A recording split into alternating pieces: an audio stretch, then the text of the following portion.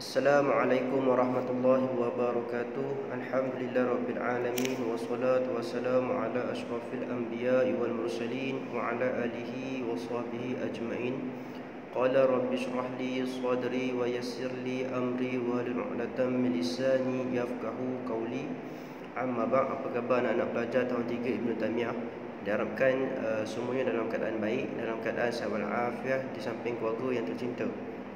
InsyaAllah untuk hari ini kita akan mempelajari mata pelajaran Adab dan Akhlak Islamiah tahun 3. Okey, untuk makluman kamu, saya hanya menggantikan Ustazah Adibah sahaja, kerana Ustazah Adibah sudah pun bertukar ke kafar lain.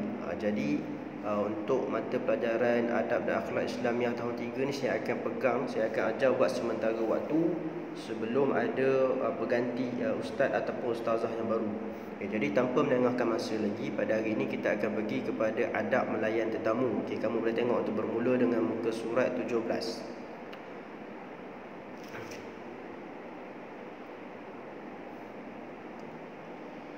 Adab melayan tetamu pada hari ini kita akan bahagikan kepada dua, iaitu pada bahagian yang pertama ini saya akan menerangkan adab melayan tetamu, dan pada minggu hadapan saya akan terangkan pula adab sebagai tetamu.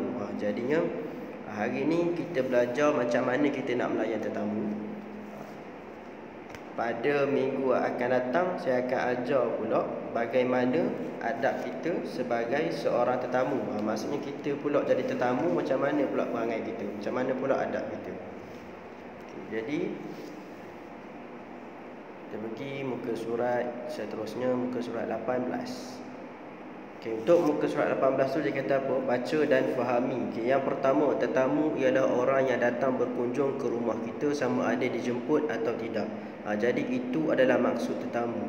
Saya yakin anak-anak pelajar sudah pun mengetahui maksud tetamu yang sebenar. Maksudnya bila saya cakap tadi adab melayan tetamu, terus ada di dalam pemikiran kamu, kamu dah tahu tetamu itu apa. Jadi tetamu ni adalah orang yang datang berkunjung ke rumah kita, sama ada dijemput ataupun tidak. Kalau dijemput, misalnya kamu ada buat open house, ada buat makan-makan, ada buat kenduri, yang kamu jemput, itu yang dijemput. Jika yang tidak dijemput, misalnya seperti mungkin dia tidak memberitahu dia ingin hadir, dia ingin datang ke rumah kamu, itu dikira tetamu yang tidak dijemput. Ataupun mungkin abang-abang mesin rumput ni, biasanya dia akan tanya, dia tengok rumput kat rumah kamu panjang, dia tanya nak tak mesin rumput, itu pun dikira tetamu juga. Tetapi dia dimasuk dalam kategori tetamu yang tidak dijemput. Tetapi walaupun dia tetamu yang tidak dijemput, kita kena melayannya dengan baik, kita kena menjawab persoalannya, pertanyaannya dengan baik.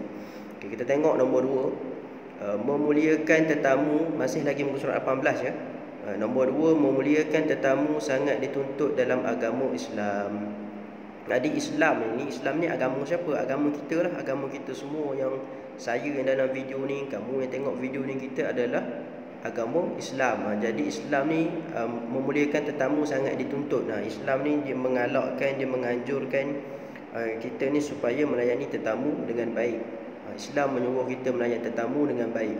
Nombor 3, layanilah tetamu dengan baik, tidak mengira umur, bangsa dan agama. Jadi tidak kiralah tetamu kamu tu sebaya dengan kamu ke, tua lagi ke, muda lagi ke, Melayu ke, Cina ke, Kristian ke, Islam ke, Hindu ke. Jika dia tetamu, Islam menyuruh kita melayannya dengan baik.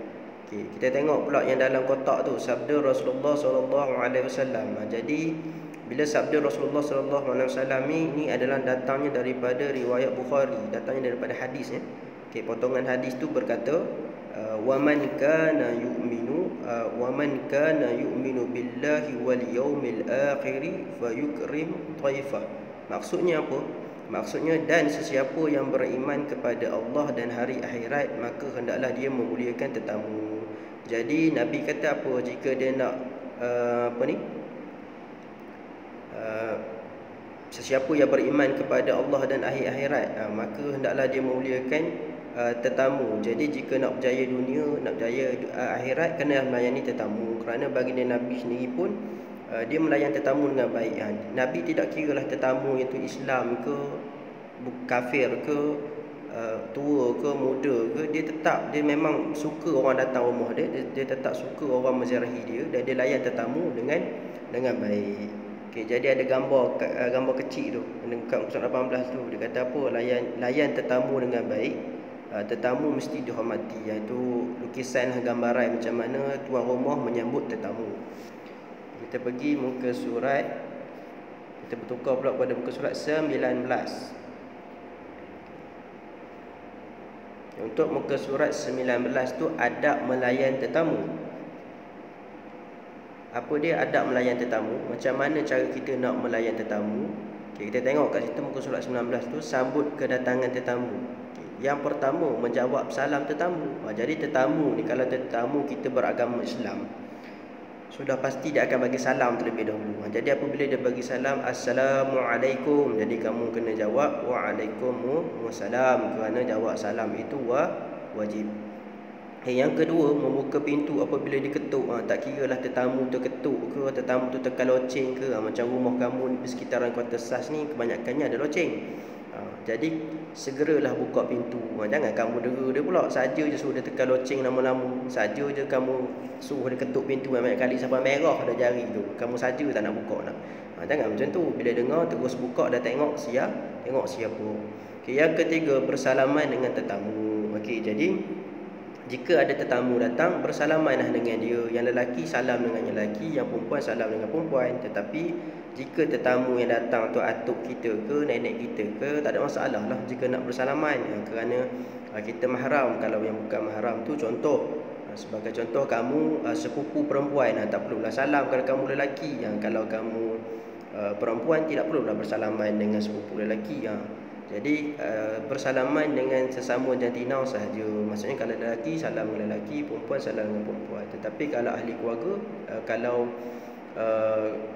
ahli keluarga tidak ada masalah. Contoh atuk, nenek, bapa saudara kandung, ibu saudara kandung, tidak ada masalah. Okay, tetapi disebabkan musim COVID-19 ini tidak digalakkanlah bersalaman. Cukuplah letak tangan di dada, mengucapkan selamat datang, Assalamualaikum, macam tu. Okay, yang seterusnya, poin nombor 4 tu, bermanis muka. Bermanis muka ni macam mana? Kamu kena senyum lah. Itulah maksud bermanis muka. Bila ada tetamu datang, kena senyum. Jangan masam je. Jangan kamu salah faham pula. Kamu ingat bermanis muka tu kamu pergi letak, kamu pergi lomor pula bola kat muka. Bukan.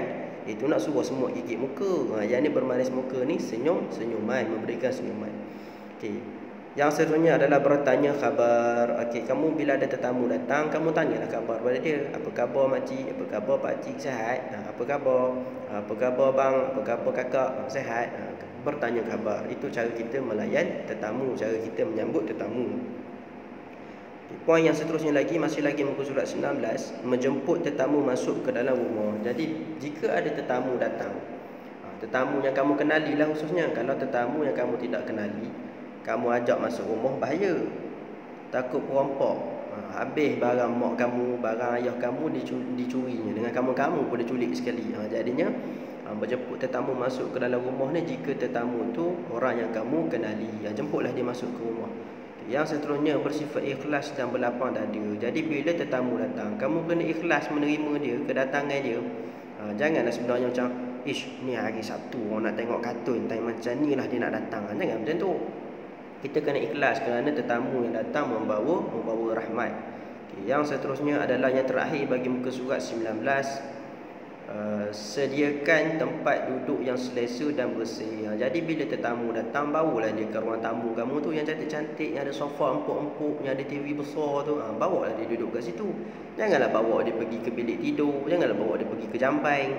Janganlah bawa dia pergi ke toilet. Jamban kamu tak faham pula. Bawalah dia duduk di ruang tamu yang selesa. Kita tengok muka surat 20 pula. Untuk muka surat 20, memberi layanan yang baik.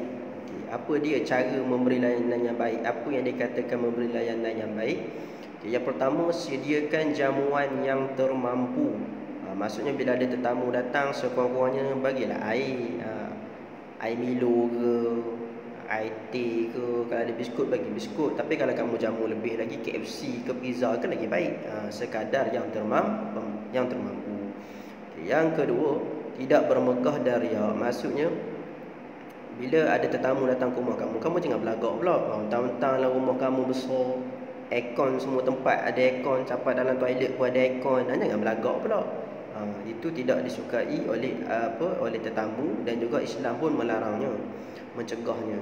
Yang seterusnya adalah makan bersama-sama tetamu supaya tetamu tidak segan untuk makan. Ini kadang-kadang ada jenis tetamu, tak kata ada jenis tetamu, saya pun sama juga. Kadang-kadang bila saya pergi ke rumah orang jemput makan, kita jadi segan. Memang bila kita ajak dia sekali, dia kata dia dah makan dah, ini memang untuk tetamu, untuk kita. Tetapi kita segan. Jadi untuk mengelakkan tetamu kita tu segan, kita makan sekali dengan dia. Bila kita makan sekali dengan dia, barulah dia pun laju je mengambil pinggan, ambil sudu, kaut mi, ikutlah mi ke apa ke. Dia pun kuranglah segan sebab dia tengok tuan rumah pun makan sekali dengan dia sebagai tetamu. Yang seterusnya, ikhlas melayan tetamu. Ikhlas melayan tetamu ni kamulah, jika ada tetamu datang rumah, ikhlas melayan dia. Jangan nampak sangat tidak ikhlas yang tu. Bagi makanan pun tolak-tolak macam tu je, air pun hidang hempas macam tu je. Jangan macam tu. Layan tetamu dengan baik, tolong servekan makanan dia, jemput duduk dan sebagainya lah. Yang seterusnya adalah memberi keselesaan kepada tetamu. Ni memberi keselesaan kepada tetamu maksudnya, macam saya cakap tadi, letaklah dia di tempat yang sepatutnya, di ruang tamu ke. Kalau kamu nak ajak dia makan, bawa ke meja makan, tempat yang selesa. Jangan bawa dia pergi tandas pula.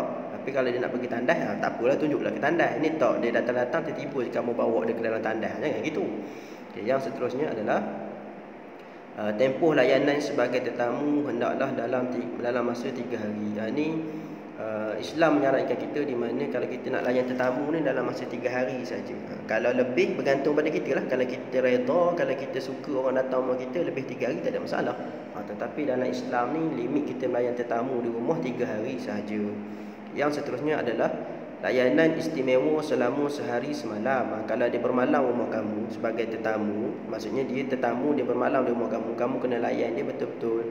Kamu bagi dia makan, kamu bagi dia minum, kamu bagi dia bilik tempat dia duduk, kamu bagi keselesaan lah maksudnya. Bagi peralatan mandi supaya dia selesa duduk di rumah kamu. Yang seterusnya adalah pada hari kedua dan ketiga, layanan yang diberi sama seperti diberikan kepada keluarga sendiri, dan ianya dianggap sebagai sedekah. Jadi pada malam yang seterusnya, kan tiga hari tadi, pada malam yang seterusnya tu, setiap perbuatan kamu tu kenalah layan dia macam keluarga, dan kamu anggaplah itu sedekah, dan Allah akan membalasnya. Jangan takut dah kita layan tetamu ni, takut duit habis ke apa ke. InsyaAllah tetamu tu membawa rahmat, dan Allah akan balas dengan balasan yang lebih baik. Kita tengok muka surat 21. Untuk muka surat 21 tu, iringi kepulangan tetamu. Ni di saat tetamu dah nak balik dah nak keluar daripada rumah kamu, kamu kena iringi dia. Tapi bila kamu iringi dia, apa yang kamu kena buat? Yang pertama sekali, bersalaman. Bersalaman ni macam yang saya cakap tadi, yang lelaki salam dengan lelaki, yang perempuan salam dengan perempuan. Melainkan kalau dia darah daging kamu, kalau dia mahram kamu, iaitu atuk kamu, nenek kamu, ibu saudara kandung, bapa saudara kandung, tak ada masalah. Jika sepupu tak boleh, sepupu berlainan jantina tak boleh. Tetapi di musim COVID-19 ini, macam saya cakap tadi, cukuplah letak tangan di dada,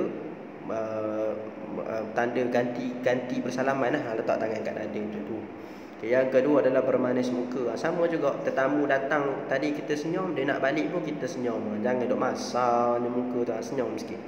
Yang seterusnya adalah menghantar tetamu hingga ke kenderaan. Jadi ikutlah, kalau dia datang tadi dengan kenderaan dia sendiri, kamu iring dia sampai ke kenderaan. Kalau dia datang naik flight, tolong hantar dia kat airport. Kalau dia naik bas, tolong hantar kat terminal. Macam tu. Yang seterusnya adalah ucapkan terima kasih kepada tetamu kerana sudi datang ke rumah. Jadi bila dia dah nak balik tu, kamu kata terima kasih kerana sudi datang, kerana sudi ziarah saya. Ucapkan terima kasih kepada dia. Yang seterusnya adalah menyatakan kesudian berjemput sekali lagi ke rumah kita. Lepas kamu kata tadi terima kasih sudi datang rumah saya, terima kasih sudi datang ziarah saya, tambah sikit lagi. Lain kali datang lagi, kamu jemput dia lagi, barulah dia tak rasa segan nak datang buat kali yang kedua. Itu adalah cara kamu melayan tetamu. Kita tengok muka surat 22, muka surat yang terakhir, adab melayan tetamu. Yang pertama sekali, batas-batas pergaulan dengan tetamu. Muka surat 22 tu ya. Batas-batas pergaulan dengan tetamu yang pertama, memakai pakaian yang bersih, kemas dan menutup aurat. Jadi jika ada tetamu datang ke rumah kamu, kamu kena pakai pakaian yang bersih. Kamu kena kemas, kamu kena menutup aurat. Jangan pakai pakaian yang kotor, yang selekeh, yang busuk. Lepas tu tak menutup aurat. Yang lelaki kena tutup aurat macam cara lelaki. Yang perempuan kena menutup aurat cara perempuan. Bawah dia tu, elak daripada melakukan sesuatu yang boleh menjatuhkan maruah tetamu. Maksudnya kat sini kamu jangan malukan tetamu kamu tu. Ni tak tetamu datang dekat rumah kamu pergi malukan dia pula. Tengok tu makan banyak, anak buat sepah rumah. Jangan macam tu. Jangan malukan dia, jaga maruah dia. Jangan jatuhkan maruah tetamu. Maksudnya jangan malukan tetamu kamu dengan percakapan ataupun perbuatan kamu yang tidak sopan, yang tidak senonoh. Seterusnya adalah atas tu pula, menjaga suasana rumah supaya tidak mengganggu ketenteraman tetamu. Jadi dekat sini, menjaga suasana rumah supaya tidak mengganggu ketenteraman tetamu. Maksudnya janganlah tetamu datang, masa itulah kamu nak buka TV kuat-kuat, masa itulah juga kamu nak menjerit, masa tu jugalah kamu nak bergaduh dengan adik-beradik. Janganlah. Tunjukkan akhlak yang baik, tunjukkan perangai yang baik sepanjang tetamu datang. Yang terakhir adalah menjaga tutur kata dan tingkah laku. Jadi masa ada tetamu dekat rumah tu, jaga percakapan kamu tu. Jangan mudah sangat nak janganlah masa tetamu datang tu lah kamu nak marah adik. Jangan masa tetamu datang tu lah juga kamu nak keluar percakapan yang tidak elok. Jangan masa tetamu datang tu lah, masa itulah kamu nak panggil mak kamu, ayah kamu. Mak ayah kamu tu tengah melayan tetamu. Masa tu jugalah kamu nak panggil banyak-banyak kali. Jangan macam tu. Jaga tingkah laku dan juga jaga tutur kata, jaga percakapan kamu tu. Maka berakhirlah untuk bahagian pertama, adab melayan tetamu, iaitu dalam part yang pertama, dalam bahagian yang pertama ini, melayani tetamu, cara kamu nak melayan tetamu. InsyaAllah pada bahagian yang kedua kita akan sambung pula adab sebagai tetamu. Maksudnya kita pula jadi tetamu. Tadi orang datang rumah kita, ini kita pula datang rumah orang. Kita nak tengok pula macam mana cara, macam mana adab yang kita perlu lakukan. Jadi tugasan kamu untuk hari ini adalah menonton saja video ni sampai habis. Cuba fahami, insyaAllah pada minggu hadapan saya sambung bahagian yang kedua, barulah ada latihan. Jadi sebarang kekurangan di dalam penyampaian saya mohon maaf. Dan akhir kata daripada saya, wabillahi taufiq wa hidayah. Wassalamualaikum warahmatullahi wabarakatuh.